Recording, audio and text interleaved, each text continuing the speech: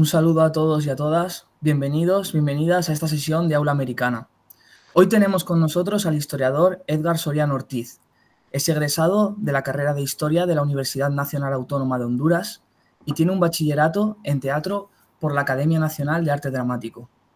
Ha cursado estudios de posgrado en Historia del Mundo Iberoamericano en la Universidad Jaume I de Castellón de la Plana y en Historia de América, Mundos Indígenas, en la Universidad Pablo de Olavide de Sevilla.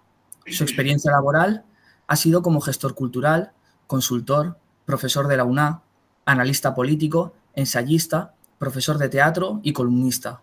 Fue director del programa radial La Máquina del Tiempo, que se transmitía por RDS Radio entre 2014 y 2015, y del programa televisivo Conversando con la Historia, en UNETV, entre 2017 y 2022.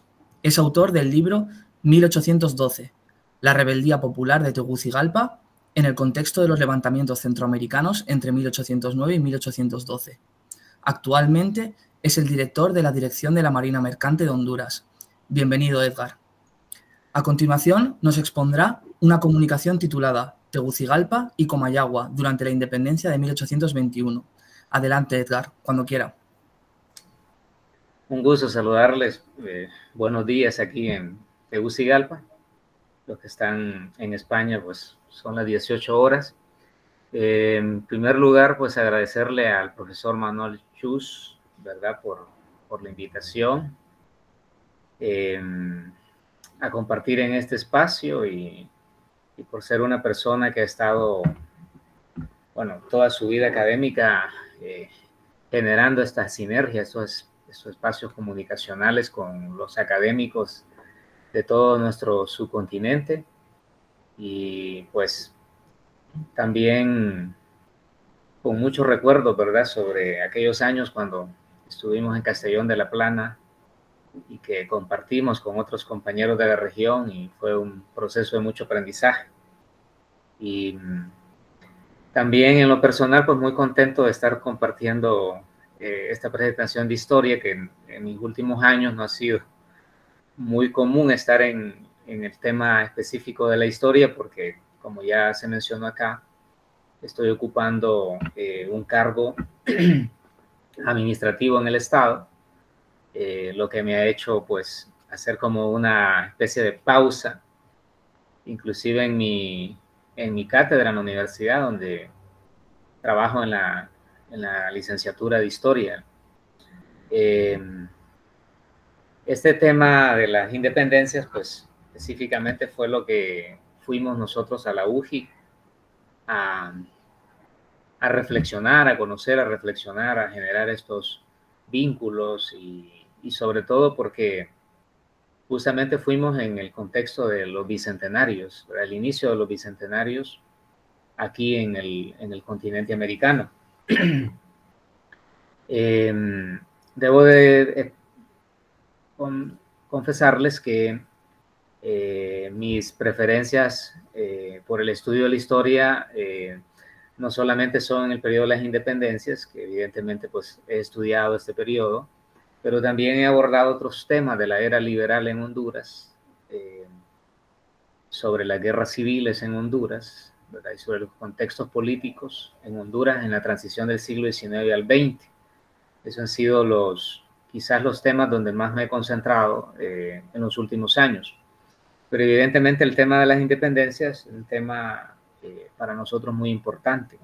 En Honduras, yo recuerdo muy bien cuando fui a la UJI, en Honduras casi nadie trabajaba este tema. Pasó, de hecho diría yo que los bicentenarios de 1808 y del 2008, perdón, y del 2010 pasaron bastante desapercibidos, diría, aquí a lo interno en Honduras. Sin embargo, en la última década ya ha habido mayor preocupación, ¿verdad? Sobre todo por muchos historiadores aquí a lo interno de Honduras y otros historiadores que están fuera del país, extranjeros y con nacionalidad hondureña.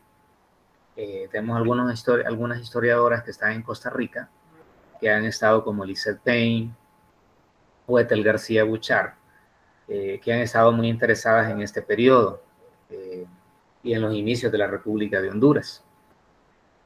Y entre otros académicos, ¿verdad? Que sí han puesto la mirada.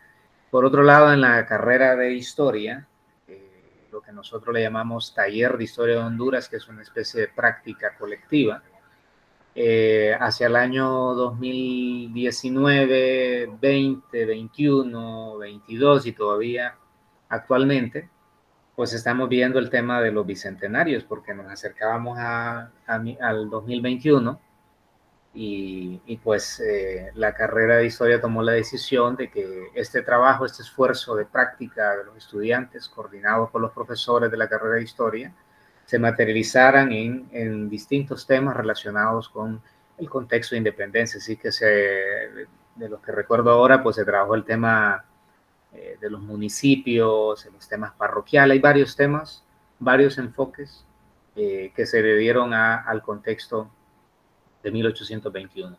Entonces, claramente ahora nosotros tenemos una mayor preocupación, sobre, tengo un problemita técnico aquí para pasar la diapositiva, permítanme un momentito. Quizás con la flecha del teclado. Sí, pero no me está funcionando en la flecha, no me está funcionando, tendría que salirme. A ver. Clicando las diapositivas, si no lo tiene en pantalla completa, clicando las diapositivas de la izquierda, igual sí que puede pasarlas. Sí, eso voy a hacer. No sé si lo ven ahora. Seguimos en la primera, en la portada. Sí, en la primera. No avanza, vamos a ver. ¿Cuál es el problema? Ahora sí, ahora sí. Ahora sí, muy bien. Ahora estamos en la primera, pero sí que se cambia, sí, ya estamos en la segunda. Ahora sí está en la segunda. Perfecto. Muy bien. Y voy a poner en pantalla completa. ¿Ahora lo ven? Se nos corta un poco las últimas frases. Si lo puede reducir un poquito. Ok. No sé qué fue lo que pasó. En consideraciones finales se ve un poco partido, pero simplemente lo tiene que reducir un poco y ya está. Ok. Creo que fue que le aumenté al zoom. Ahora sí. Perfecto, así. Ahora sí. Estas son un poquito algunas consideraciones que vamos a abordar. Creo que es un tema bastante amplio como para abordarlo en 40 minutos. Así es que básicamente voy a hacer unos antecedentes para llegar a 1821, para un poco comprender qué es lo que estaba sucediendo al interno de la provincia. Estos son lo que ustedes ven en pantalla, son algunos temas que digamos que quizás no los voy a abordar de manera sistemática, pero sí que en el análisis que estoy planteando, pues van a aparecer estos temas relacionados, pues obviamente con todo el impacto que va a generar la crisis, ¿verdad?, de 1808 en la metrópoli y todo el impacto que va a tener en las distintas regiones del continente americano. Y por supuesto las particularidades, ¿verdad?, que tiene cada provincia, sobre todo una provincia como la de la Intendencia de Honduras, ¿verdad?, que si nosotros hacemos un análisis será bastante periférica, por utilizar un término, respecto pues a otros centros más urbanos, digamos, que había en toda la región, en todo el continente. Esta es la provincia de Honduras, que es un mapa aproximado, ¿verdad?, que hemos elaborado para más o menos identificar cómo era la provincia de Honduras hacia principios del siglo XIX. En la parte azul, como pueden ver, es la gobernación de Comayagua, ¿verdad? La intendencia. Edgar, disculpa, no ha cambiado al mapa. No ha cambiado al No ha mapa. cambiado el mapa. A ver, si es que...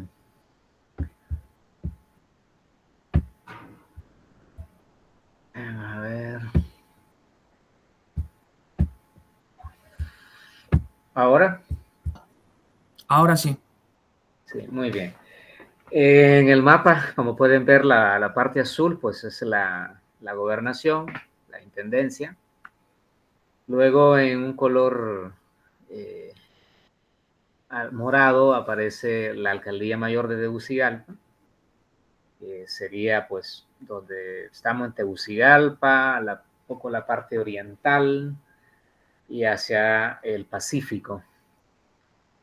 Luego tenemos el territorio de la Mosquitia, la Tausgalpa, ¿verdad? Que es la zona montañosa, una zona que los españoles nunca ejercieron jurisdicción durante, pues, los 3 siglos de la administración española. No lograron penetrar porque es una zona bastante selvática. Digamos, una barrera natural muy fuerte, que es lo que conocemos, la Mosquitia hondureña y nicaragüense, ¿verdad? Que es la región más montañosa de todo Centroamérica. Y luego en la costa aparece un color rosado, que aparece en las islas de la bahía. Están las 3 islas, Roatán, Utila y Guanaja. Y la costa de la Mosquitia en color rosado. Ahí básicamente lo que nosotros vemos son las zonas de interacción comercial, ¿verdad? Que efectuaron, pues, todo tipo de viajeros que llegaban ahí, desde piratas, corsarios, comerciantes, de todo llegó ahí, pues, y generó, pues, una dinámica comercial bastante clandestina, digamos, a espaldas de la casa de contratación. Y más o menos esto es lo que la provincia de Honduras a principios del siglo XIX. Aquí algunos temas así muy puntuales, rápidos, ¿verdad? La alcaldía mayor de Tegucigalpa se abolió en 1788, ¿verdad? Lo que provocó, pues, que la élite de Tegucigalpa, que para entonces ya era una élite fuerte alrededor de la producción minera, pero también de una ruta comercial que pasaba por Tegucigalpa, que iba desde la zona del Salvador, ¿verdad?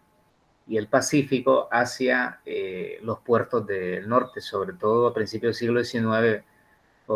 Había tomado mucha importancia el puerto de Trujillo en la ruta de Tegucigalpa. Esto provocó entonces que las élites organizaran juntas, ¿verdad? Invirtieran recursos económicos para pagar abogados tanto en Guatemala, que era, pues, la sede de la Capitanía General, y también en Madrid. En 1807 se envió un donativo de 2,000 pesos, oro al rey, con el objetivo de volver a restaurar la alcaldía mayor, cosa que no va a suceder en esa coyuntura, porque luego vino la crisis de la monarquía, y va a ser hasta el 20 de enero de 1812 en que se vuelve a restaurar la alcaldía mayor, luego de las protestas que se extendieron por todo el Istmo, empezando en Ciudad Real y luego, pues, en Nicaragua, en San Salvador, y en enero de 1812 en Tegucigalpa, ¿verdad? Entonces, esta serie de motines generaron que las autoridades guatemaltecas estratégicamente volvieran a restaurar la alcaldía mayor, que estuvo de manera interina. Se nombró un clérigo de manera interina hasta que llegó el último alcalde mayor de Tegucigalpa, que vino desde Madrid, que había sido un militar, que había participado en 1808 en la lucha por la defensa de Madrid, Narciso Mayol. Luego vamos a ver si logran ver la siguiente. Bueno, como ustedes saben, las protestas de 1812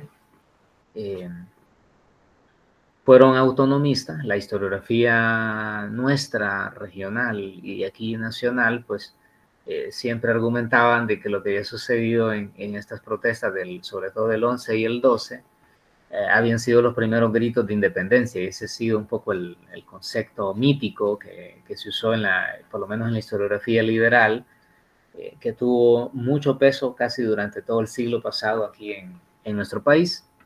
Pero fueron protestas claramente, ¿verdad?, autonomistas, ¿verdad?, que habían tenido pues reacciones diversas, pero que se aglutinaron alrededor de la idea de que la vieja concepción plurinacional, digamos, de organización administrativa, era la más conveniente para todos los territorios, para todos los municipios, y esa fue la visión que se impuso en el caso nuestro de Tegucigalpa en 1812, ¿verdad?, donde la élite económica, la élite clerical, ¿verdad?, acompañado por todos los municipios, ¿verdad?, en lo que es la alcaldía mayor de Tegucigalpa, impusieron ese criterio, ¿verdad? Es por eso que el capitán general Bustamante Guerra, pues, restaura la alcaldía mayor de Tegucigalpa en 1812. Y luego tenemos el tema de la Constitución, ¿verdad? El profesor Chuspo estuvo aquí presente y conoció este monumento, que aunque se diseñó luego de la jura de la Constitución de Cádiz en octubre de 1812, se quedaron los diseños elaborados. Nunca se logró elaborar este monumento que ustedes ven aquí en la Plaza de la Merced, en Comayagua, que era la capital de la intendencia, sino va a ser hasta la segunda jura constitucional a mediados de 1820 en que se elabora este monumento que ustedes ven ahí, que todavía está en pie en la ciudad de Comayagua, que era pues la capital de la gobernación. Entonces, estas experiencias de las juras constitucionales, inicialmente en 1812, quizás no tuvieron el impacto tan contundente a nivel de todos los municipios, como si iba a ser un poco más visible, y eso pues lo hemos estudiado en la documentación de nuestros archivos, que sí en 1820 se materializa con mayor contundencia, digamos, el ejercicio de ciudadanía, por ejemplo, que era una de las cosas que más resistencia tuvo en las élites locales en ese momento. ¿Qué características nosotros podemos mencionar en el contexto de la década del 10? Es que nosotros, aquí en la provincia de Honduras, va a prevalecer una posición mayoritariamente fidelista a la monarquía española. Digamos que aunque existieron este tipo de protestas, no significó que se socavaba la figura del rey, digamos, la figura de la monarquía como tal. Básicamente era un tema más relacionado con la administración de la capital Comayagua, que va a ser la crisis que nosotros vamos a tener a lo interno de la provincia. Entonces, durante la década del 10, nosotros encontramos una variedad de documentos en nuestro archivo nacional y en los distintos fondos, tanto en el Fondo Colonial como en el Fondo de la Alcaldía Mayor. Nosotros vamos a tener ejemplos como el de Francisco Villafranca, que estuvo varios años preso por pegar pasquines en contra de las autoridades españolas en las puertas del Cabildo y en la plaza pública. Y asimismo tenemos varios ejemplos documentados del comerciante José de San Martín, por ejemplo, o el señor Duarte de Comayagua, que generalmente se les aplicaba pues un juicio que terminaba generalmente, este es quizás esta persona que ven en pantalla, quizás fue la persona que más tiempo estuvo presa, alrededor de unos 4 o 5 años más o menos, estuvo en la cárcel. Sin embargo, los otros ejemplos básicamente eran expulsiones y se les confiscaban los bienes que tenían, si eran comerciantes. Entonces tenemos varios casos registrados donde había, digamos, esa posición de parte de las autoridades de todos los ayuntamientos, ¿verdad? En la provincia.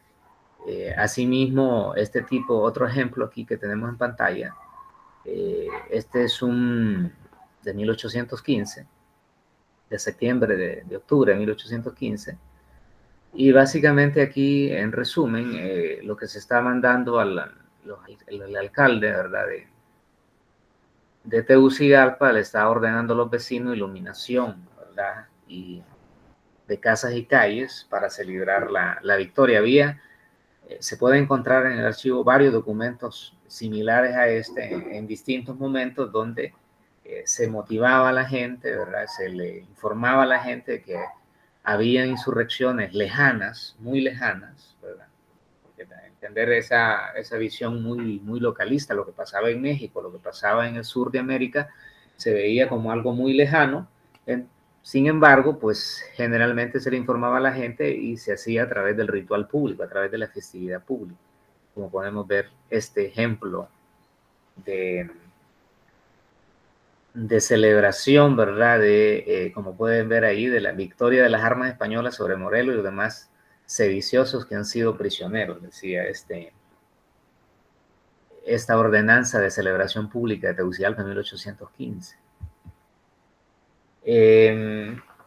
Y aquí tenemos estas dos figuras, ¿verdad? José Bustamante Guerra, que va a estar en el cargo cerca de 8 años, en el cargo como capitán general, y que, Timothy Hawking es el que ha estudiado este personaje. Inclusive él habla del mito de Bustamante, ¿no? Cómo se construye, digamos, una serie narrativa luego de 1821 para justificar lo que pasó, digamos, o lo que estaban haciendo los independentistas en la década del 10, que estaban siendo duramente reprimidos. Sin embargo, este historiador pues cuestiona bastante el papel monstruoso que le han querido dar a este capitán general. Más bien fue un capitán general bastante estratégico, ¿verdad? Que supo leer muy bien los contextos y las particularidades de cada región para llegar a acuerdos. Lo demostró en 1812, en 1813 y en otros momentos de su administración. Demostró la estrategia, ¿no? Luego, bueno, está el poder clerical, que este otro personaje va a jugar un papel sumamente importante en el contexto de 1821 y en los posteriores años, ¿verdad? Donde se va a dirimir cómo va a ser la representación política, los procesos eleccionarios, los procesos administrativos, toda esta etapa, digamos, convulsiva, y que posteriormente va a generar en violencia a partir de 1827.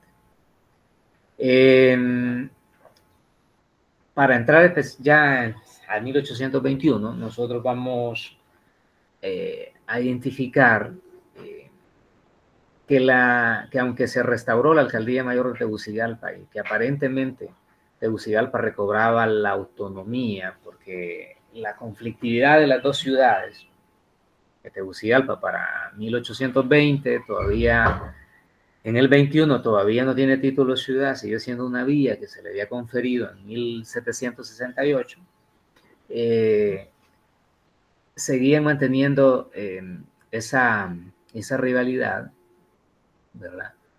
Que en momentos de crisis como la de 1812, pues significó, y los años posteriores a 1812 significó una constante confrontación y acusaciones, informes, reportes que hacían las autoridades de ambos lugares, donde mandaban pues a las autoridades de Guatemala, mandaban informes y se acusaban mutuamente.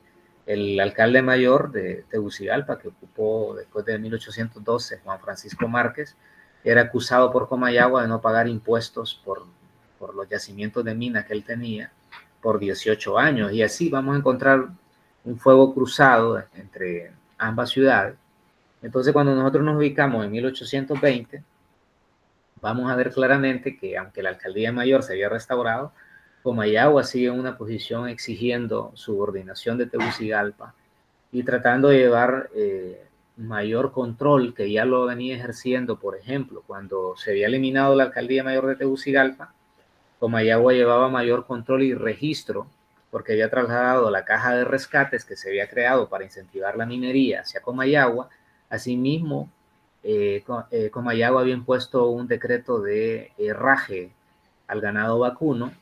Entonces, digamos que habían elementos administrativos de control sobre lo que se producía, sobre lo que se comerciaba en Tegucigalpa, y esto es lo que mantenía irritada a la élite de Tegucigalpa. Cuando nosotros nos ubicamos hacia 1821, aunque como les mencionaba, la alcaldía mayor ya había sido restaurada, esos conflictos entre la capital Comayagua y la sede de la alcaldía mayor, que era la villa de Tegucigalpa, se seguían manteniendo. Y esa crisis iba profundizándose. En vez de aplacarse, como les mencionaba, seguía incentivándose.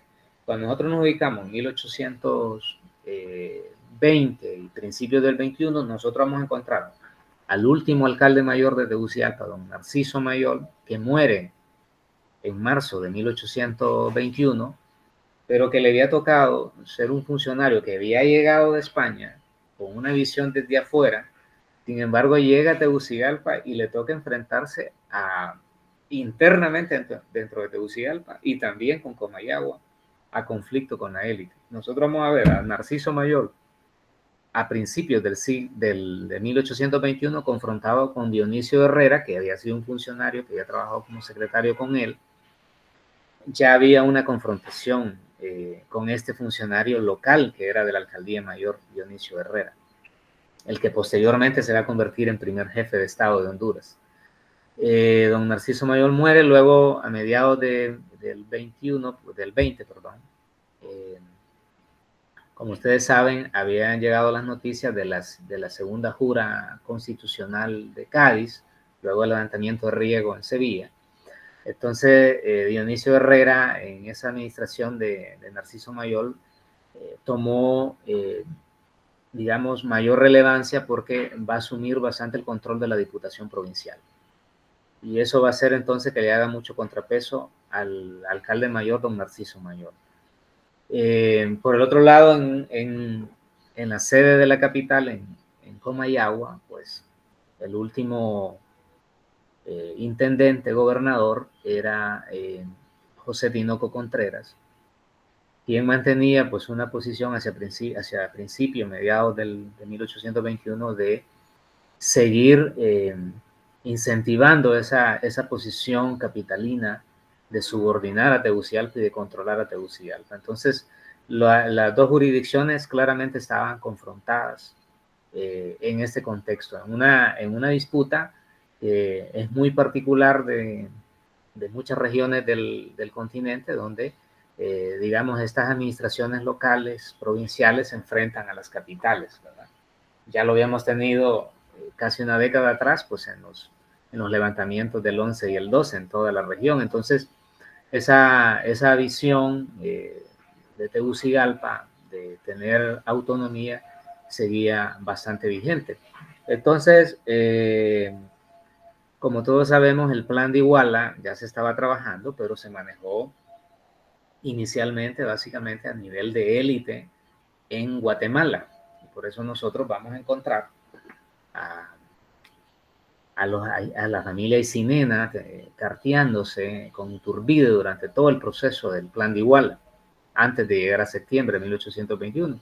Pero a nivel de la provincia, digamos que no existía mayor flujo de información o debate. En Honduras, por ejemplo, en la provincia no existía una imprenta, ¿verdad? No existían periódicos a lo interno del territorio, como sí sucedía en Ciudad de Guatemala, donde, digamos, había una élite letrada, había gremios de abogados, la revista económica que jugaba un papel muy importante, planteando criterios políticos y económicos en el contexto del reino de Guatemala, como le llamaban. Entonces, la provincia de Honduras era un poco más pequeña, como yo les mencioné al inicio, un poco más periférica, diría yo, respecto a ciertas discusiones que no significa que no existieran, porque obviamente en la dinámica comercial siempre la información fluye y siempre había pues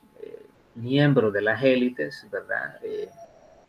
Que ya iban a estudiar, que muchos habían ido a estudiar, como el caso de Dionisio Herrera, que habían ido a estudiar a Guatemala, o el clérigo, o otros personajes que van a jugar un papel en el inicio de la República, que van a estudiar a Nicaragua, como el clérigo José Trinidad Reyes, por poner un ejemplo. Entonces, más o menos ese era el contexto de las dos jurisdicciones confrontadas. ¿Qué sucede entonces cuando el 28 de septiembre llegan los bandos, ¿verdad? De la independencia? Como pueden ver aquí, lo que ustedes ven básicamente en pantalla fue lo que recibieron prácticamente todos los ayuntamientos, ¿verdad?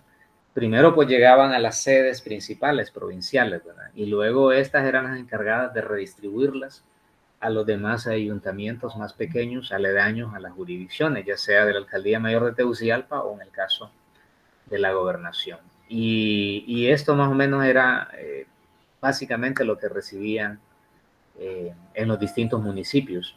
En el caso de Tegucigalpa y Comayagua, los bandos de la independencia llegaron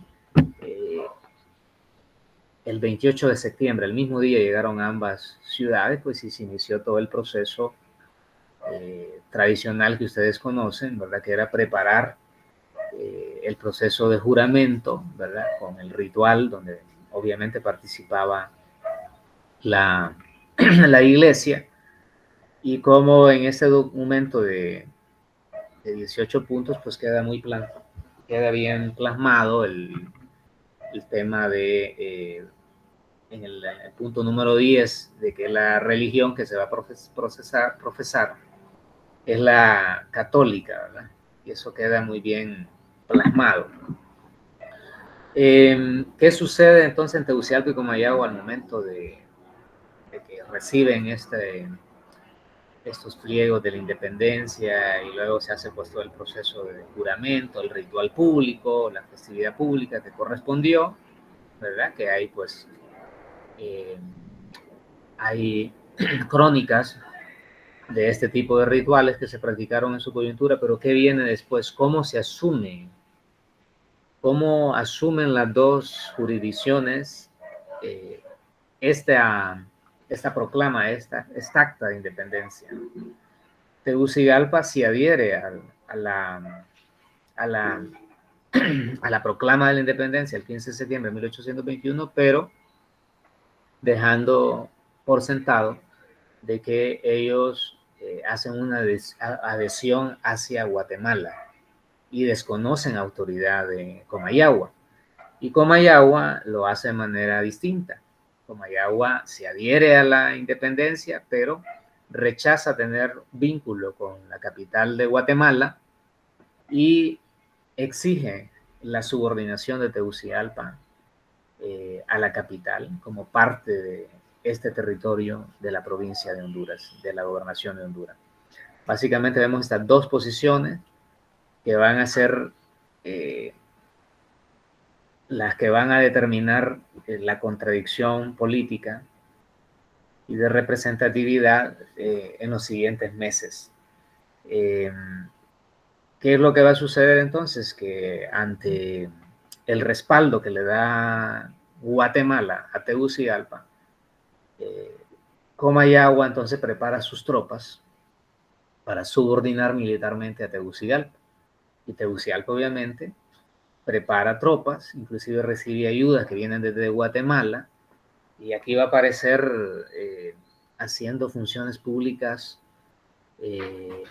uno de los personajes más importantes de Centroamérica en las próximas 2 décadas, que es Francisco Morazán Quesada, que para este momento, en la organización de tropas de Tegucigalpa, fue enviado a una misión a finales de año del 21 hacia la frontera con Guatemala a recibir recursos económicos para ser trasladados a Tegucigalpa. Y él hace el recorrido, es apresado unos días en ciudad de Comayagua, él se hace pasar por comerciante y de esa manera logra él cumplir la misión de traer esos recursos económicos a Tegucigalpa, que era parte de esos respaldos que estaba realizando Guatemala a favor de Tegucigalpa. Entonces, digamos que hacia el diciembre de 1821 vamos a tener ya dos jurisdicciones totalmente a punto de irse a una guerra civil. Obviamente las autoridades guatemaltecas no quieren un conflicto de tal naturaleza, y asimismo el brigadier Vicente Filísola, que tiene acantonadas sus tropas en Chiapas, ¿verdad?, envía a sus representantes para buscar una alternativa más diplomática en el asunto, porque hay que entender que no era el único conflicto que estaba sucediendo en la región centroamericana. Lo mismo estaba sucediendo en la provincia de El Salvador, donde había posiciones de rebeldía que se van a materializar con mucho más fuerza contra México en el año de 1822. Y lo mismo va a suceder en distintas jurisdicciones, digamos, donde se están dando este tipo de confrontaciones entre las capitales y otras provincias dentro de las gobernaciones. Entonces, el caso de Tegucigalpa y Comayagua no era el único, ¿verdad? Y hay que entenderlo de esa manera, que era bastante generalizado el conflicto en toda la región del antiguo reino de Guatemala. Una de las estrategias que se utiliza para tratar de calmar los ánimos de Tegucigalpa es conferirle el título de ciudad, y es un poco los acuerdos que se empiezan a gestar obviamente entre la Junta de Gobierno guatemalteca con el enviado de Iturbide, ¿verdad?, Vicente Filísola. Se buscan distintos tipos de estrategias para tratar de llegar a acuerdos. Entonces, el 11 de diciembre de 1821 se le otorga el tan deseado título de ciudad a Tegucigalpa.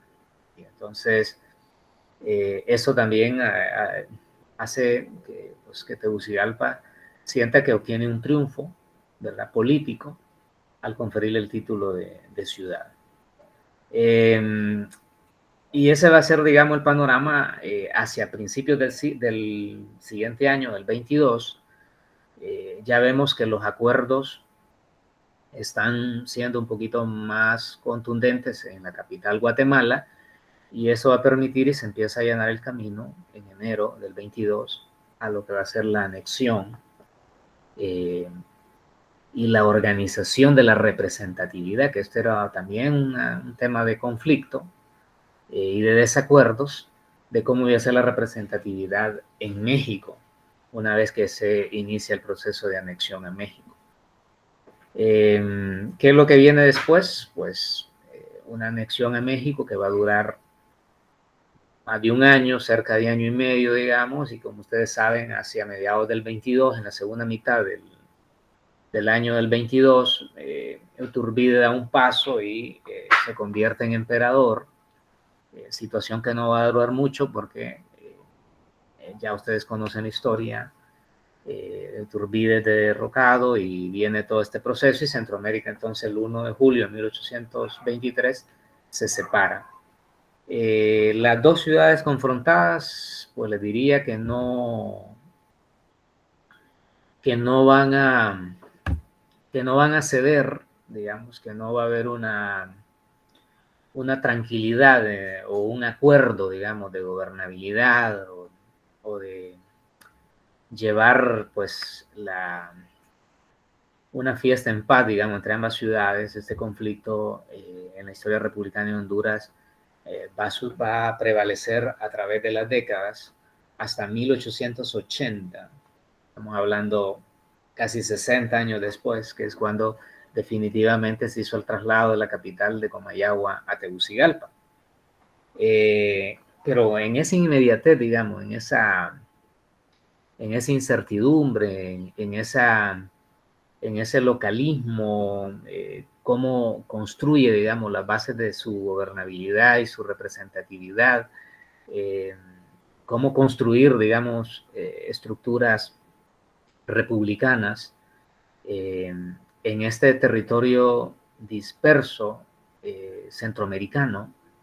Y en el caso de la provincia de Honduras, a lo interno, nosotros vamos a ver que Honduras es el segundo territorio más grande de Centroamérica y con unas particularidades de regionalismos muy bien estructuradas, ¿verdad? Y que aquí hemos tenido pues, historiadores que han abordado el siglo XIX desde la perspectiva económica y claramente uno identifica elementos de regionalización muy particulares cuando uno los compara con otras provincias, digamos una provincia mucho más pequeña como es el caso de El Salvador o el caso de Nicaragua, que aunque es el territorio más grande, mayoritariamente su dinámica poblacional y administrativa se organizó en la costa del Pacífico, entre los lagos y la costa del Pacífico de Nicaragua.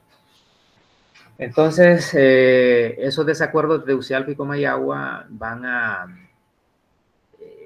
llegar a un acuerdo. Obviamente estos acuerdos son impulsados desde Guatemala, una vez que se hace la independencia del absoluta, que le llamamos aquí en Centroamérica, del 1 de julio de 1823, digamos que hay una posición de que cada provincia llegue a un acuerdo, ¿verdad?, para integrarse a la dinámica de crear la República Federal, ¿verdad?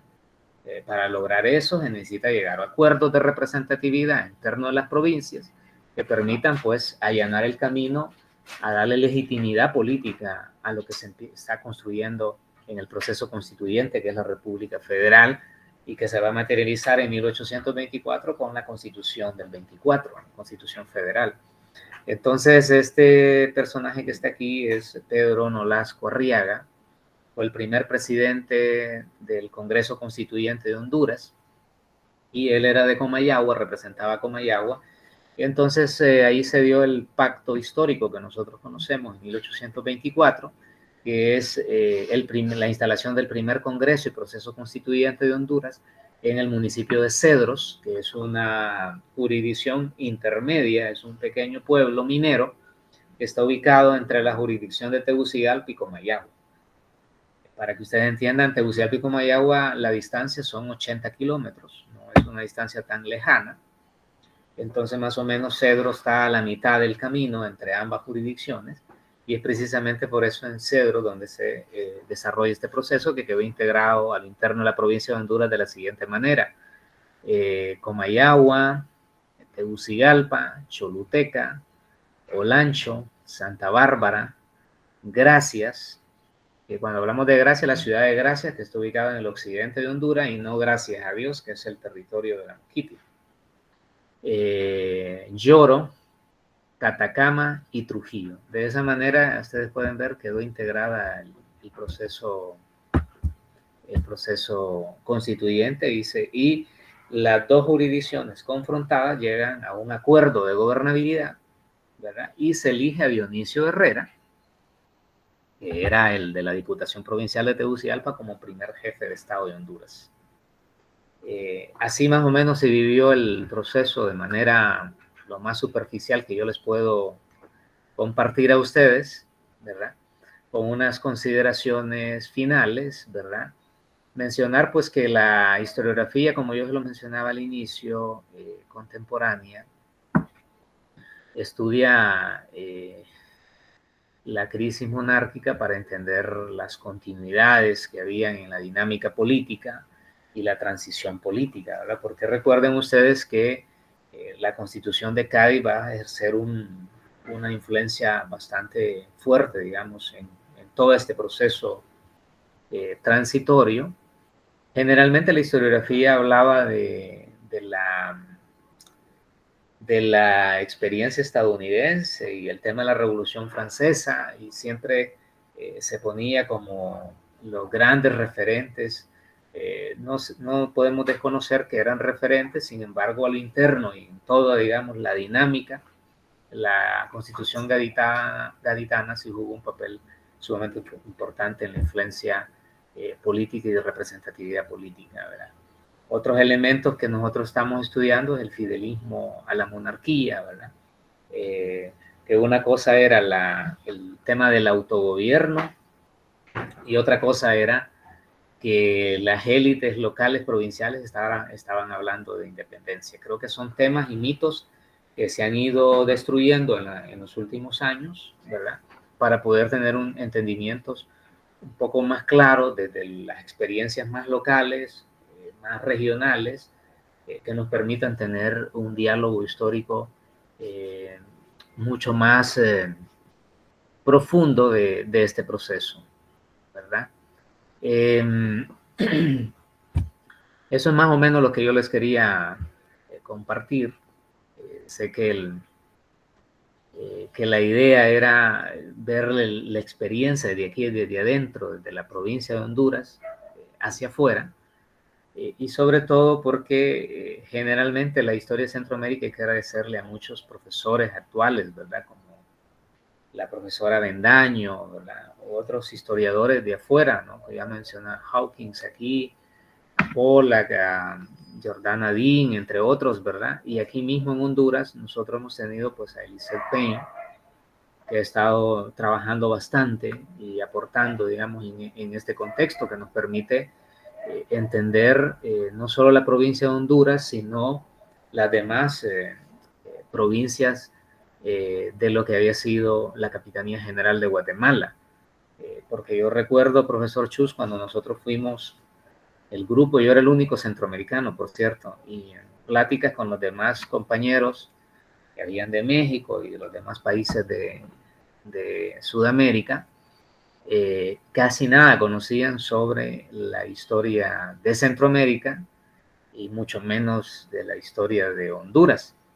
Y generalmente en Sudamérica piensan que Centroamérica es México y todavía hay gente que piensa que Centroamérica cuando se habla de Centroamérica siempre surge como México. Entonces creo que ahora hay mayor comunicación, hay más redes de académicos, hay más intercambios, hay más facilidades de obtener artículos académicos o libros publicados o estas ediciones.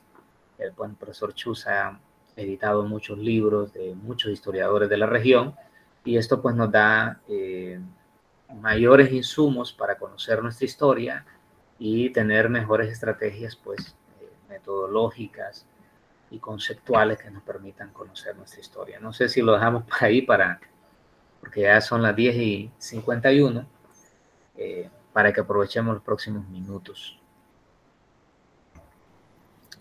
Muy bien, Edgar, muchísimas gracias. Ha estado muy claro toda la exposición y además ajustada el tiempo. Ahora damos paso a las preguntas. Quien quiera comentar algo, que levante la mano. Y lo dicho, Edgar, pregunta y respuesta, pregunta y respuesta. Vamos así. A ver quién se anima. Si te parece, Rafa, que Edgar deje de compartir para poner la pantalla. Vale. Ok, muy bien. Vale.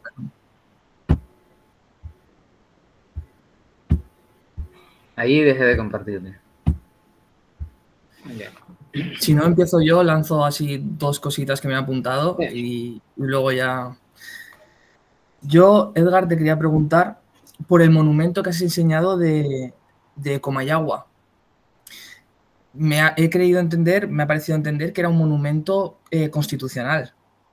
Sin embargo, abajo ponía como que era un monumento por la independencia. No sé si era un error o lo he entendido yo mal o era un error del libro, de la ilustración, no lo sé bien. O si luego se ha resignificado el monumento. No, es de la Constitución de Cádiz, el monumento.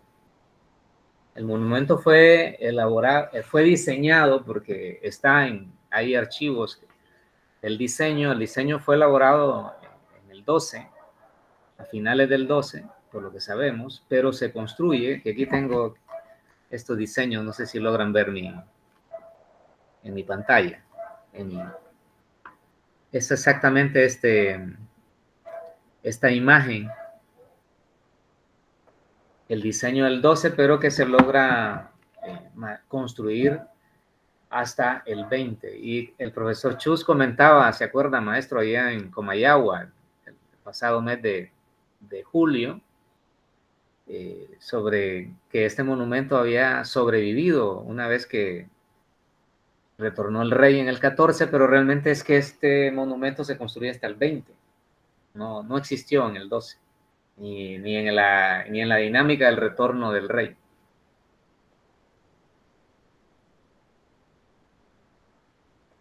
O sea, monumentos a la independencia tenemos muchos, ¿verdad? Pero usted se ha dado cuenta de que abajo, es que si no me equivoco lo ponía Plaza de la Iglesia y Monumento a la Independencia. Me ha parecido que pero en ese la es un propia error foto. Por eso. Ese es un error de ahí de llamarle monumento a la independencia. Era de la Constitución. Sí. Y yo te quería preguntar también, Edgar, una última cosa, que es si habías comentado que ese conflicto entre las dos ciudades, entre Tegucigalpa y Comayagua, terminaba en 1880. Pero te quería preguntar si hasta hoy en día seguía algún resquicio, algún resto de ese conflicto, había unas identidades separadas entre las dos ciudades. No lo sé. Hoy en día, ¿qué tipo de relación hay entre las dos ciudades hondureñas? Bueno, sería una interpretación que daría. Creo que ese tema se quedó atrás. En 1880 es porque en realidad el traslado de la capital, pero se queda fija allá en Tegucigalpa, porque sí habían habido momentos en que la capital se había trasladado antes del 80. Sin duda, pues cada ciudad construye sus identidades. Sin embargo, pues creo yo que el problema de Comayagua tenía que ver en términos económicos, lo explicaría yo, probablemente. Pueden haber muchas explicaciones, pero creo que Tegucigalpa en el siglo XIX tuvo mayor empuje económico y llegó a ocupar una ubicación mucho más estratégica, económica. Y eso le permitió posicionarse políticamente y va a hacer que los liberales entonces, que consideraban a Comayagua como un vestigio del atraso de Honduras, trasladara, y además quien traslada a la capital es un miembro de la élite de Tegucigalpa que había estado vinculado a la élite de Guatemala. Hay un trabajo de Luis Pedro Tarancena, que es un historiador guatemalteco, que él se llama, y el nombre es fabuloso porque realmente eso es la historia de Tegucigalpa, se llama La ilusión minera, porque básicamente esta tesis lo que aborda es que, y como los mismos informes en el conflicto Tegucigalpa y Comayagua, inclusive José Tenido Contreras hablaba de ese tema, ¿no? Que Tegucigalpa era una zona de atraso, la consideraban ellos en Comayagua, porque decían que andaban preocupados por el tema minero y realmente no era ese el tema. Claro, había una posición ahí bien sesgada de parte de Comayagua, porque realmente alrededor de la mina, que es lo que explica este historiador guatemalteco, se desarrolla una dinámica comercial, una dinámica de ganadería, porque los principales puntos de ganadería en la provincia estaban ubicados en la alcaldía mayor de Tegucigalpa, en Olancho y en Choluteca, por ejemplo. Entonces, ese desarrollo, digamos, económico y ese punto estratégico que Tegucigalpa va a jugar, ¿verdad? Le va a conferir la capital. Entonces creo yo que ya la rivalidad como tal no creo que exista. Lo que existe probablemente son todavía ciertos imaginarios de que yo he escuchado mucha gente actualmente en Comayagua, por ejemplo, decir, bueno, el aeropuerto de Tegucigalpa se trasladó a Comayagua. Ya Tegucigalpa no tiene un aeropuerto a lo interno de la ciudad, no tiene un aeropuerto internacional, sino que ahora está ubicado en la antigua capital. Entonces, actualmente yo he escuchado a mucha gente ya que decir, bueno, miren, ahora con el aeropuerto, ahora sí vamos a hacer crecer vamos a convertir a Comayagua en la principal ciudad del centro del territorio. Entonces, digamos que se dan más esas expresiones, pero en realidad Tegucigalpa es la capital de Honduras, está muy posicionada políticamente. No creo que actualmente haya, digamos, un movimiento importante como para poder decir, le vamos a quitar la capital a Tegucigalpa. Creo que Tegucigalpa sí logró consolidarse en muchos ámbitos, ¿no? En el ámbito cultural, aquí se creó la primera universidad en Honduras, se creó en Tegucigalpa, no en Comayagua, y aún cuando Comayagua era la capital.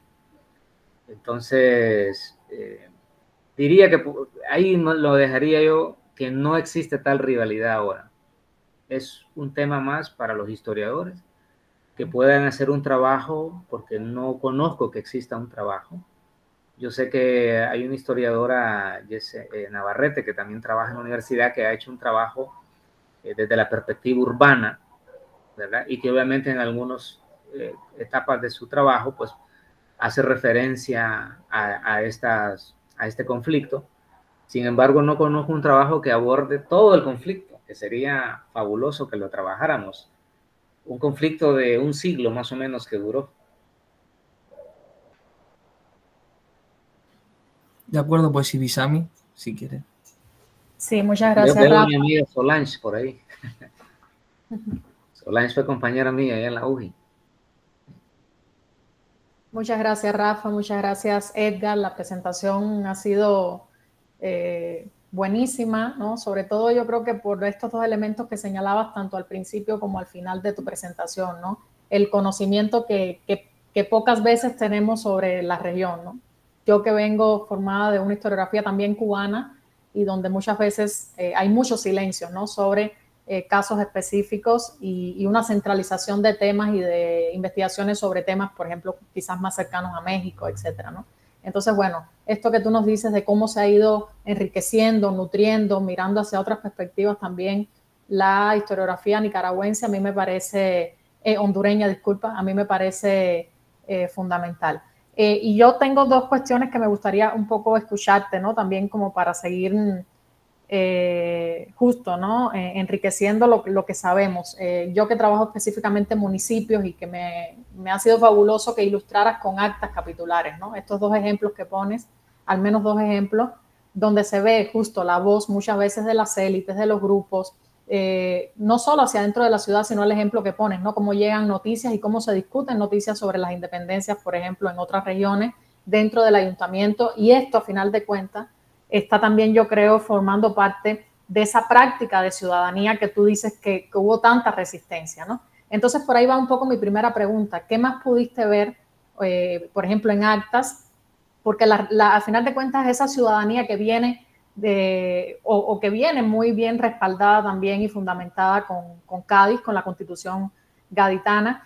Yo lo que veo en tu presentación es que efectivamente está esta multidimensionalidad de esa practicar la ciudadanía en lo constitucional, en lo territorial con el tema de las competencias, en lo institucional con los conflictos entre diputación provincial, ayuntamiento, que lo mencionabas, el tema de la representatividad de los diferentes territorios. Entonces, ahí está, digamos, la ciudadanía en ese ámbito.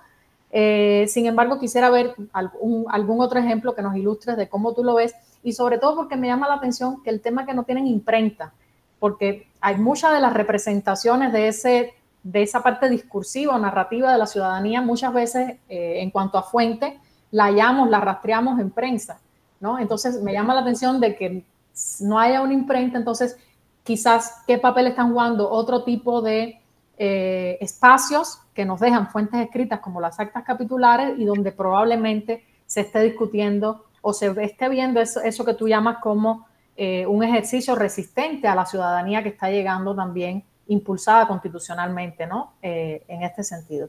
Eso por una parte, y si hay allí algún tiempo, ¿quiénes están trabajando el papel de los municipios, de los ayuntamientos en 12, en 21, en el tema de la independencia?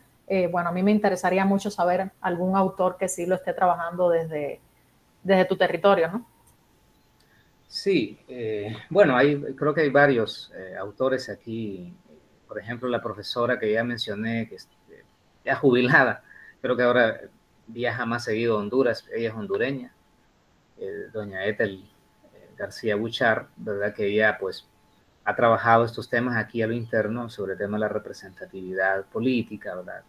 Digamos, esta construcción institucional que va a tener el Estado de Honduras a partir del 21, obviamente ya va antecedentes mucho más atrás, sobre todo pues en el 12, ¿verdad? Que es un año de mucha importancia por lo que sucede políticamente y socialmente a lo interno del territorio, pero también sobre lo que va a generar la Constitución gaditana. En realidad, el tema de ciudadanía es un tema tan importante. Yo sé que historiográficamente se le ha dado mucha relevancia en este contexto de las independencias, cómo entender la ciudadanía desde los espacios más periféricos, ¿verdad? Donde no existe como tal una élite letrada, digamos, entendida desde una perspectiva más corporativa. Pueden existir en provincias más pequeñas, más rurales, municipios más rurales, podían existir algunas figuras pertenecientes a las élites socioeconómicas que podían viajar a los centros capitalinos. En el caso nuestro, pues mayoritariamente los hijos de las élites, que no eran todos, ¿verdad? Eran muy pocos, viajaban a Guatemala a estudiar a la Universidad de San Carlos. Hacia principios del siglo XIX viajaban a León, que León pues, va a tener su experiencia educativa en León, ¿verdad? A principios del siglo XIX, pero digamos no existe organizacionalmente una élite letrada, digamos, como sí lo podemos identificar en otras latitudes del continente. Eso evidentemente genera muchas preguntas, ¿no? Y dudas, cómo se asumía, cómo se recibía la información, quién transmitía la información, ¿verdad? ¿Qué papel jugaban los clérigos en toda esta dinámica, ¿no?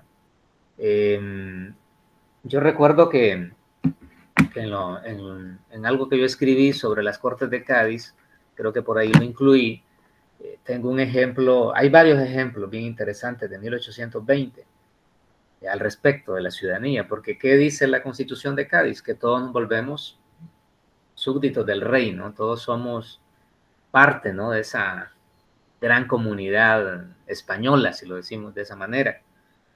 Sin embargo, al interno, ¿cómo lo entendían los miembros de las élites locales, que generalmente eran los que controlaban los ayuntamientos? Entonces, tenemos algunos ejemplos. Por ejemplo, hay un alcalde del oriente del territorio de Honduras que renuncia. Y él en su renuncia dice que lo hace porque está en contra de esto que demanda de este principio que demanda la Constitución de Cádiz, ¿verdad? O luego vemos otro ejemplo, hay varios, solo estoy mencionando algunos. El ejemplo de Nacaome y Pespire, que son dos jurisdicciones pequeñas, que por cierto yo soy de Pespire y Alex García, que por ahí debe estar, es de Nacaome, somos vecinos, son dos jurisdicciones que están a 16 kilómetros de distancia, están sumamente cercas. Resulta que ahí se organizan los miembros de las élites de estos dos lugares, organizan una especie de reunión, ¿verdad? Y en esta reunión ellos dicen que ellos consideran que ciudadanos solo pueden ser ellos, ¿verdad? Están en contra que un indígena o cualquier otro miembro de otra casta reconocida en una población donde ya, si nosotros vemos el levantamiento de los padrones de la época, ya el 60% de la población en toda Centroamérica era mestiza. Por lo menos en la parte más me refiero hacia la parte sur del reino, con una mayor concentración indígena obviamente en Guatemala. Pero vemos un mestizaje creciente. Sin embargo, había una posición de considerar que solo esta élite novohispana, digamos, o estos grupos que controlan los ayuntamientos o que tienen los recursos económicos o que hacen alianzas matrimoniales, etcétera, se consideraban miembros de ese nuevo concepto que aparece aquí en la experiencia gaditana, que es el del ciudadano, ¿verdad? Pero son experiencias que hay que profundizar más el estudio, ¿no? Y sistematizarlo más, cómo se entendía en estos pequeños poblados, bastante rurales, bastante periféricos, el concepto de ciudadanía. Totalmente de acuerdo con usted en el sentido de que sí tenemos que estudiar más estas experiencias. Sí, yo soy del criterio que las particularidades hay que ponerlas a dialogar con los grandes contextos para identificar. Pero sí, en Honduras no hubo imprenta hasta finales de la década de los 20. José Carlos y Solange tienen levantada la mano. Sí, muchas gracias, maestro. Un gusto saludarle. No, solamente un poquito para retroalimentar una cuestión que había planteado Rafael, que era sobre qué factores además llevaron a cabo el traslado de lo que es Comayagua a Tegucigalpa, y es que también durante todo el siglo XIX, buena parte de Honduras, bueno, casi toda la historia de Honduras en el siglo XIX estuvo implicada en lo que son guerras centroamericanas, con lo que son El Salvador, Nicaragua y Guatemala. Y Comayagua, al estar al centro del país y además al estar al centro de un valle, el Valle de Comayagua, no tiene alguna barrera natural que impidiera que estos ejércitos rápidamente saquearan y tomaran a cabo lo que es la ciudad de Comayagua. Entonces, con el paso del tiempo, muchas veces la capital se tenía que trasladar hacia donde el mismo presidente a veces huía o hasta donde el mismo presidente se encontraba, porque en muchos de estos casos los gobernantes o eran militares o eran civiles. En el caso de los militares, normalmente la capitalidad de la ciudad se trasladaba hacia donde el presidente se encontraba. Esto ya se puede dar a cabo en lo que es con lo de Santos Guardiola y con lo que es José María Medina en la década del 1860, que en el caso de Medina trasladó la capital hacia Gracias en el contexto de que estuvo en guerra con El Salvador y Guatemala.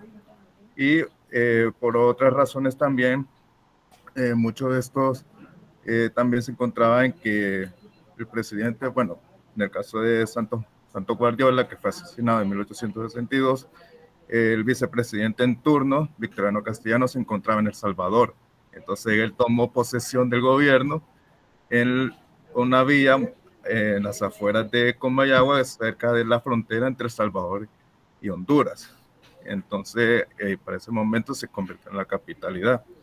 Ya con el tiempo fue que Tegucigalpa, al ver que Comayagua iba perdiendo ya esta predominancia política porque ya había sido saqueada, ya había sido objeto de destrucción por parte de ejércitos extranjeros, fue que mucha de esta élite huyó a estos lados, y ahí es donde ya la predominancia de Tegucigalpa políticamente empezó a tener mayor relevancia ya a finales del siglo XIX, en la década de 1870, ya con lo que son los liberales, que luego se llamaron Cornelio Soto, Celio Arias. Todos estos liberales se empezaron a concentrar en lo que es ya la ciudad de Tegucigalpa. Y hasta que en 1880 se da el traslado temporalmente, pero se oficializa más que todo hasta la década de 1890, 1898, si no me equivoco, con Policarpo Bonilla, que ya cuando se oficializa la capitalidad de Tegucigalpa como capital de Honduras, y es compartida con la ciudad de Comayagüela, que ya tiempo después, en el siglo XX, ya ambas ciudades se combinan para formar lo que es el Distrito Central, como ahora se conoce a la jurisdicción de ambas ciudades. Sí, sí, en efecto, José Carlos, gracias. Sí, digamos que, como yo les mencionaba, es multifactorial a mi juicio, pero sí estoy de acuerdo de que Tegucigalpa fue ganando mayor prestigio político, ¿verdad? Pero también producto de lo que yo les mencionaba, el tema económico. El tema económico empuja hacia ese prestigio político, y sin duda pues eso le fue dando a Tegucigalpa mayor prevalencia. Sin embargo, nosotros vemos la arquitectura de Tegucigalpa era mucho más pequeña si nosotros la analizamos respecto a la de Comayagua. Y va a ser justamente en esta coyuntura liberales que se empiezan a construir los edificios, los grandes edificios, la penitenciaría, el hospital, etcétera, que le dieron dando poco a poco esa fisonomía de ser la principal ciudad del país. Solange. Hola, ¿qué tal? Buenas tardes, ¿cómo están todos? Un saludo a todos, especial Edgar, ¿cómo estás? De tantos años nos estamos encontrando en este medio, sí. Me alegra mucho que hayas podido participar de esta actividad también. Bueno, quería preguntarte, bueno, primero felicidades, el tema me ha llamado la atención y me ha hecho mucho recuerdo de algunas cosas que hablábamos. Exactamente. Solange, no se te escucha bien, creo que estás muy alejado del micro o algo. Hola, hola, ¿ahora sí? Más o menos. Se te oye muy bajito, Solange. ¿Ahora? Estoy quitando la Ahora cámara. mejor. Ahora mejor. ¿Mejor? Bueno, decía, muchas gracias. Bueno, un saludo a todos y le decía a Edgar, de tantos años nos estamos volviendo a encontrar en este medio, me alegra mucho, de verdad. Y pues recordar también los temas que analizábamos evidentemente en el máster. Yo recuerdo mucho que hablábamos de Centroamérica, que era un lugar que muy poco se hablaba, justamente como también ahora hemos recordado eso, lo han recordado muy bien. Felicidades, Edgar, me alegra mucho. Y bueno, Los caminos, Solange, los caminos, estudiaba Solange. sí, claro que sí. Toda la historia siempre nos va a unir en todos los caminos. Me refería, bueno, quería preguntarte dos aspectos en los que explicabas. No, hablabas de Tegucigalpa, también decías que no había una élite, digamos, intelectual formada, ¿no? Pero, ¿y esta élite de qué vivía? Porque hablaste, por ejemplo, que habían sectores mineros, y te iba a preguntar también si era principalmente la minería de qué, y los productos, bueno, hablaste de comercio también, pero si habían propietarios, o sea, esta élite era propietaria, era minera, ¿no? Y de qué manera, pues, estos aspectos económicos han influenciado de forma, si es que has visto, si han influenciado de forma directa o tal vez indirecta a la toma de decisiones que han tenido, tanto con la jura de Cádiz o en esta década, cuando hablabas de 1820 también, ¿no? Por un lado, y por otro lado, si has logrado encontrar una relación, aunque yo sé que es un poco difícil establecer de dónde llegaban la información, algo también así mencionabas, pero la relación que también como esta relación que se tenía con Nueva España, evidentemente hablaste de Guatemala, pero con Nueva España, si había una influencia directa en la toma de decisiones en Tegucigalpa, por ese lado. Pues nada, muchas gracias. Un saludo. Okay. Gracias, Solange, saludos. Bueno, yo lo que mencionaba, no es que no existieran personas letradas, sino que yo me refería a la corporalidad. Cuando hablo de la corporalidad, yo la interpreto, digamos, a que gravitara alrededor de una universidad, de espacios de publicación, digamos, como si sucedía en Guatemala, que tenías la Universidad de San Carlos, ¿verdad? Tenías grandes maestros, ¿verdad? Como Oliendo de Goicoechea, por poner un ejemplo, ¿no? De donde venía José del Valle, ¿no? Que José del Valle nació en la Alcaldía Mayor de Tegucigalpa, en Choluteca, pero se trasladó siendo un niño a la capital y se quedó estudiando y haciendo su vida política y social en la capital. A eso es lo que me refería, Solange, o sea, que no existía, digamos, que gravitaran alrededor de una publicación, una revista, un periódico, como sí sucedía en las capitales. Claro que había gente muy pensante, claro que había gente que tenía bibliotecas, y eso, tenemos mucha información de eso, y probablemente alrededor de ciertas figuras, ¿verdad? Que tenían bibliotecas, pues ahí se formaban otros jóvenes miembros de las élites. Claro que sí existía este tipo de prácticas aquí generalmente la historiografía liberal le llamaba las tertulias patrióticas, le llamaban. Claro que existían, digamos, este tipo de miembros de las élites. En cuanto al tema económico y quiénes eran estos, cuáles eran los rubros de estas élites, pues sí, la minería, como les decía, la minería en Tegucigalpa, y vuelvo al historiador Luis Pedro Tarancena, él habla de ilusión minera, porque realmente la minería tenía, si digamos, en una década, tal vez un año tenía auge. Entonces era más una práctica que estaba más en la decadencia que en el repunte económico. Pero ¿qué sucede? Que alrededor de eso pues se desarrolla una dinámica comercial y ganadera, porque la alcaldía mayor era una región donde había mucho ganado, ¿verdad? Y las pieles de ganado pues entraban en un proceso de comercialización durante todo el siglo XIX, una dinámica de comercialización de las pieles muy fuerte. Y el comercio es porque Tegucigalpa se vuelve un punto intermedio, digamos, en la ruta de comercio, que mismo flujo de ganado que iba hacia el lado del Salvador, hacia el Pacífico, también venía productos que se comercializaban hacia la zona de Trujillo. Entonces Tegucigalpa se va a convertir en una especie de centro, aunque Comayagua lo era también, ¿no? Digamos, ambas ciudades se disputaban ser ese centro.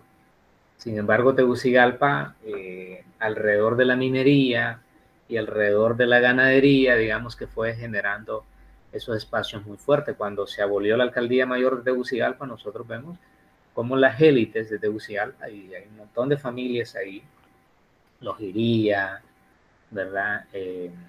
Midenses, Fiallos, etcétera, etcétera. Hay una variedad de familias, digamos, que tienen negocios en todos estos rubros. La familia Morazán, por ejemplo, viene del rubro minero y del comercio. Tenían casas comerciales en distintos municipios del territorio.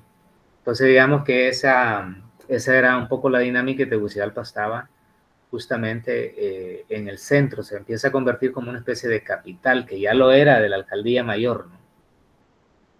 Ya lo era, digamos, administrativamente, siendo la sede de la alcaldía mayor de Tegucigalpa, y luego en el siglo XIX ya en una dinámica económica, bueno, desde final del siglo XVIII bien establecida en esa ruta comercial transoceánica, como le podemos decir. Recuerden que el territorio hondureño siempre tuvo una visión, aunque quizás no se materializó estratégicamente a gran escala, pero siempre existió.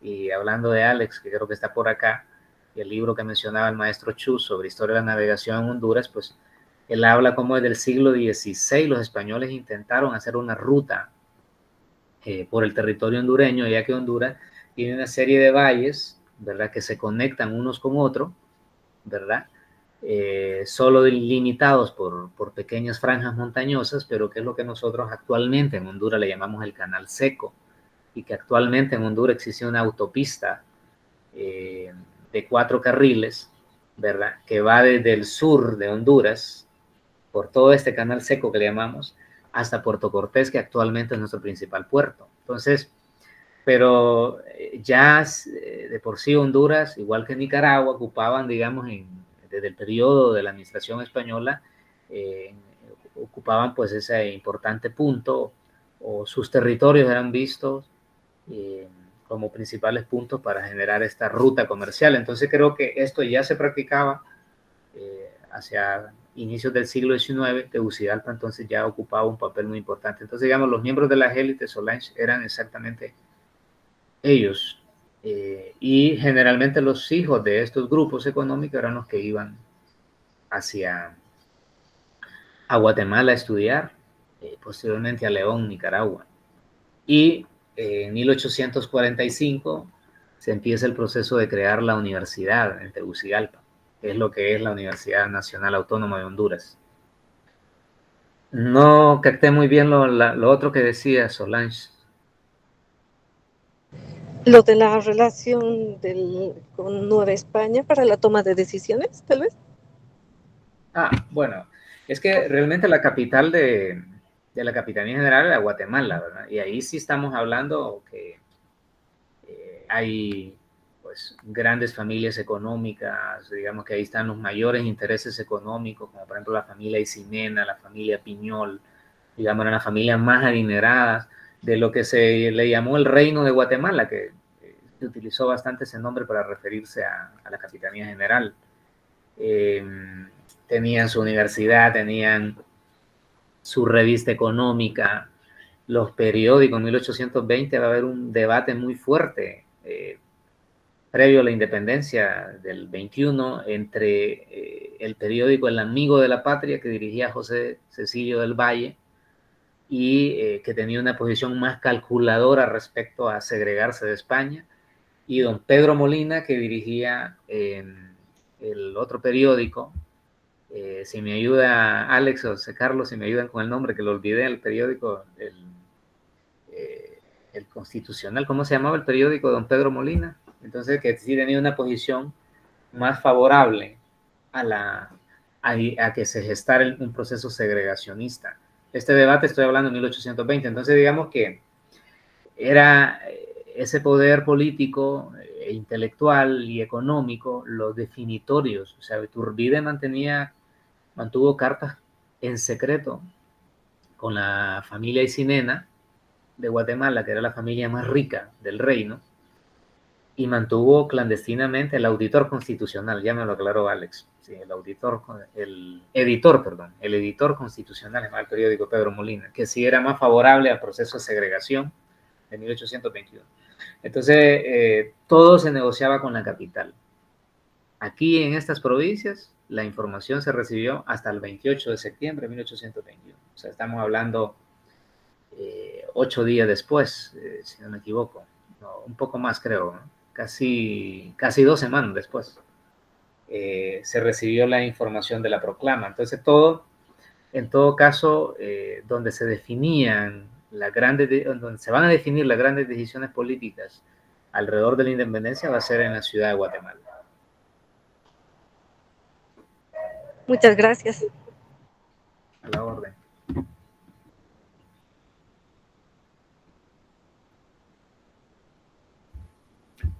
¿Puedo tomar la palabra? Creo que ya no hay Sí. nadie delante de mí. Muchas felicidades, Edgar. Estupenda la charla. Me perdí un momentito porque perdí aquí la red, pero me pareció muy interesante, además de mi propio interés en el periodo, pero fue muy didáctica para mí, creo que para todos, respecto a no conocer tanto la parte geográfica y estos puntos específicos que pusiste en cuanto a la territorialidad, ¿no? Me pareció espléndido. Yo quiero preguntarte respecto a este periodo que ha sido, pues venimos de tantos bicentenarios, ese de 1821, pero además un periodo que está más prejuiciado que estudiado, o por lo menos hasta 2020 había demasiado poco, ¿no? El trabajo de Mario Vázquez, Xiomara Avendaño para Centroamérica, y en el caso de México tampoco es que hubiera demasiado más investigación, ¿no? Pero digamos así, en cuestiones bien puntuales, a partir de lo que nos platicabas, quisiera preguntarte cómo fueron las negociaciones en el poder local, porque sabemos, ¿no? El caso, bien visto grosso modo Centroamérica, el caso salvadoreño, ¿no? Que es el más tenso, el más reacio a aceptar la anexión, pero ¿cómo fue el caso hondureño, esta negociación? No día a día, pero sí más o menos los puntos fuertes de esa misma tensión, que seguramente también la hubo, porque por otro lado, o sea, el discurso de este periodo es que fue plenamente pacífico, ¿no? Fue pura armonía México-centroamericana, donde todos dijeron sí, vive el plan de Iguala, pero en cuanto hay el emperador, todo se disuelve, ¿no? Entonces no era tan fuerte el vínculo. Y por tanto, pues hubo mucha tensión y mucho empuje, ¿no? Y en medio de todo esto, no solamente Filisola, ¿no? Como el enviado y el despliegue, digamos, de fuerza armada que hace la dirigencia trigarante o Iturbide o Ciudad de México, ¿no? Por ponerlo muy claro, frente no solo a Centroamérica, sino también a muchas regiones del propio México, pero las milicias locales sí tuvieron alguna participación en todo esto. Es decir, si esas localidades, presumo yo, quizás me equivoque, en tensión, ¿no? Con estas intenciones centralistas de México, de Ciudad de México me refiero, tuvieron una especie de reacción por parte de sus Fuerzas Armadas locales, ¿no? Eso por un lado. Por el otro, sí, creo que podría ser uno de los temas más difíciles en cuanto a que tú mismo nos planteas que no está tan estudiado, ¿no? Pero en lo social, ¿qué tanto fue? Hay manifestaciones de estar a favor o en contra de la anexión, es decir, que tanto los hondureños o en general los centroamericanos decían sí, queremos el Imperio Mexicano, somos parte estamos con el plan de Iguala y demás, o que tanto en realidad pues fue una decisión de alta política, ¿no? Bueno, por llamarlo de alguna forma. Y por lo otro, ya en esa alta política, el papel de los diputados hondureños, ¿qué tanto nos podías platicar? Porque, por ejemplo, o sea, tengo muy perdido la participación y la tardía llegada de los que sí se sumaron de Centroamérica. Hondureños efectivamente llegaron al Congreso en un momento, o hubo la selección, hubo el envío. ¿Cuál fue, digamos, más o menos el papel que tuvieron los representantes de Honduras? Y nuevamente felicitarte, muchas gracias, Edgar. Sí, bueno, en primer lugar, en realidad sí, como les mencioné en mi alocución, creo que habían dos posiciones claras, ¿verdad? Una que era más lanzada a la anexión a México y otra, una posición más guatemalteca, digamos, si lo hablamos desde la perspectiva de la capital. En la capital se hablaba de Guatemala, cuando se hablaba de Guatemala se refería a todo el territorio del reino, ¿no? hasta la frontera de Panamá. Entonces, como yo les mencionaba, en el caso de Comayagua, cuando proclama la independencia, tiene una posición más favorable, digamos, hacia México, inicialmente. Quizás no de anexión inicial, pero sí, digamos, una posición más favorable a reconocer, digamos, el papel de México en todo el proceso. En el caso de Tegucigalpa es una posición más guatemalteca, desconociendo el intento de Comayagua de ejercer un dominio sobre todo el territorio de lo que era la alcaldía mayor de Tegucigalpa. Entonces vemos dos posiciones, la de Tegucigalpa más hacia Guatemala, entendiendo que Guatemala también que mantenía principalmente de parte de la mayoría de que conformaban la Junta, una posición inicialmente un poco más autónoma. Sin embargo, el Iturbide tenía obviamente buenos aliados dentro de la capital guatemalteca, hay que entenderlo. Digamos que generalmente a donde lo veamos, si lo vemos en la capital o lo vemos en una provincia como Tegucigalpa o Comayagua, vamos a encontrar dos posiciones claras en la actual coyuntura. Y entendiéndolo porque recuerden ustedes que al más generarse el proceso del 15 de septiembre, vamos a tener el ejemplo de Chiapas. Y el ejemplo de Chiapas pues juega un papel, digamos, de impacto, porque es una jurisdicción que era parte del reino de Guatemala, ¿verdad? Y esta jurisdicción decide separarse de Guatemala de manera abrupta y le facilita y Chiapas es algo que es como un balde de agua fría para Guatemala, porque aunque Guatemala intenta organizar una milicia para enviarla, no les da el tiempo porque justamente en ese momento viene entrando el ejército mexicano, liderado por Vicente Filísola. Y es justamente donde se acantona el ejército. Y eso creo que le quita toda posibilidad a Guatemala de accionar para poder ir a rescatar esa jurisdicción que decide tempranamente, en el momento de las primeras semanas que se proclama la independencia, separarse definitivamente. Situación pues que no cambió, porque ustedes saben, actualmente el territorio de Chiapas pertenece a México, ¿verdad? Que era una de las intendencias de la Capitanía General. Entonces, digamos que sí vamos a encontrar esas dos posiciones. En cuanto a las diputaciones, pues obviamente creo que claramente en México se les da un tratamiento provincial, digamos, a los centroamericanos. Obviamente México era, ya si nos imaginamos México, una ciudad enorme, ¿verdad? Con todo lo que ustedes ya saben. Entonces sí había una visión de parte de los mexicanos hacia los centroamericanos de verlos como provincianos. Y sí, quizás una de las figuras que más destacó dentro de los diputados que llegaron allá fue José Cecilio del Valle, que llegó inclusive a ocupar la presidencia del Parlamento brevemente, ¿no? Y que por discrepancias con Iturbide es arrestado y encarcelado. Entonces digamos que como la anexión a México fue tan fugaz, ¿verdad? Que como mencionaban, como lo mencionaron figuras de la época y lo siguieron mencionando intelectuales hacia el futuro, consideraron que la anexión a México fue algo sin pena ni gloria, ¿verdad? Fue muy efímero, en un contexto donde apenas se estaba ejercitando el ejercicio de la representatividad, o tratando de ponerse de acuerdo cómo se iba a manejar el ejercicio de la representatividad, que generalmente desde México se le dio bastante relevancia a las élites de los centros más urbanos, digamos, de la región, pero obviamente los más provincianos pues exigían representatividad. Entonces digamos que fue en una coyuntura donde esto estaba en una etapa bien embrionaria alrededor de cómo pactar la representatividad. Entonces por eso la anexión a México aquí la consideran como algo totalmente efímero, si usamos ese término. Muchas gracias. Muy Ahora bien, sí, pues ¿tenemos alguna pregunta más? ¿Hay alguien más en la sala que quiera preguntar algo? ¿Comentar algo? No, yo solamente agradecer a Edgar su tiempo.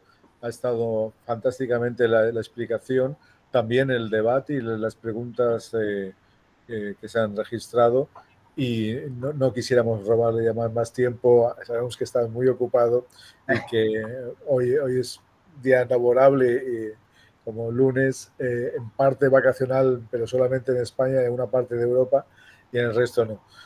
Muchísimas gracias, Edgar. Ha sido un placer, ha sido un honor y te lo agradecemos mucho. Sí. No, igualmente para mí fue un gusto compartir con ustedes, ¿verdad? Estamos a la orden por cualquier cosa, porque creo que esto es lo importante de estos espacios y de las tecnologías de nuestra época, ¿verdad? Que es poder compartir de esta manera, ¿verdad? Así es que les agradezco mucho por Y haberme sabes escuchado. que CIAL y la UJI son tu casa. Estoy interesado en lo que me planteó de la UJI. Sí, claro, el doctorado. Sí. Y entonces sigue siendo tu casa para lo que estamos disponibles para lo que sea, para lo que quieras. Gracias, maestro. Saludos. Bueno, un fuerte abrazo, Edgar. Bueno.